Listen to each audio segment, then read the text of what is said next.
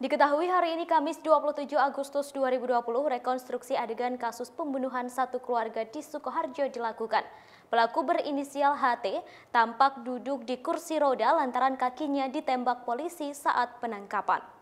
Reka adegan dilakukan mulai pukul 10 waktu Indonesia Barat. 51 adegan diperagakan mulai dari awal perencanaan hingga membunuh seluruh keluarga. Hal tersebut disampaikan oleh Kapolres Sukoharjo AKBP Bambang Yugo Pamungkas di Mapolres Sukoharjo. Dikutip dari Tribun Solo.com Kamis 27 Agustus 2020, dari rekonstruksi tersebut diketahui yang pertama kali dibunuh adalah Sri Handayani dan menderita 3 tusukan. 3 tusukan tersebut berada di ulu hati, perut bagian kanan dan perut bagian kiri. Kemudian pelaku membunuh Suranto dengan 5 tusukan. Setelah itu pelaku membunuh RR 9 tahun anak pertama korban sebanyak 3 tusukan dan DA 5 tahun anak bungsu korban sebanyak 7 tusukan hingga tewas. Adapun motif pelaku nekat menghabisi nyawa satu keluarga itu dilatar belakangi masalah utang.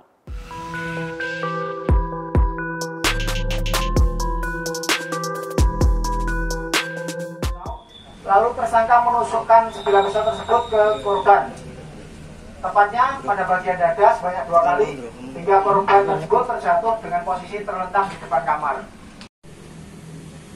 Kami dari Polres Sukoharjo melaksanakan kegiatan rekonstruksi yang tujuannya itu melengkapi pemberkasan sehingga mengetahui betul detail ataupun adegan-adegan yang dilakukan tersangka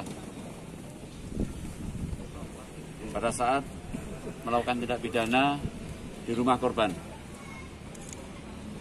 Perlu saya jelaskan sedikit bahwa dalam adegan ini ada 51 adegan.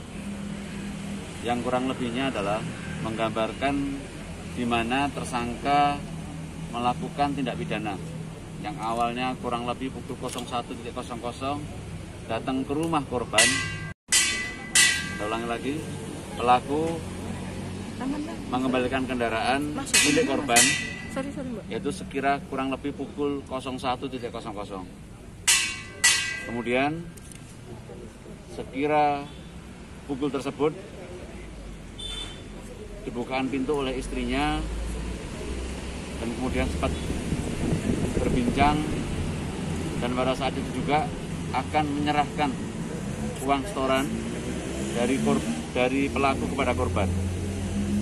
Pada saat itu kurang lebih pukul 2 pagi, pada saat memberikan uang setoran kurang lebih 250.000, pelaku dengan sengaja yaitu melakukan tindak pidana pembunuhan kepada istri korban yang pertama. Kemudian setelah itu terbangun suaminya, kemudian dilakukan juga lagi yang kedua kalinya oleh pelaku kepada korban kedua atau suaminya. Setelah itu kedua anaknya terbangun karena gugupnya dari pelaku, maka pelaku juga menghabisi kedua anaknya. Kemudian setelah itu korban membersihkan diri di dapur, kemudian keluar dengan membawa satu kendaraan bermotor GL Pro.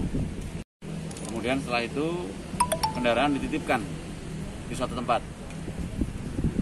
Saat setelah itu yang bersangkutan atau pelaku kembali ke rumah korban lagi untuk mengambil mobil Avanza.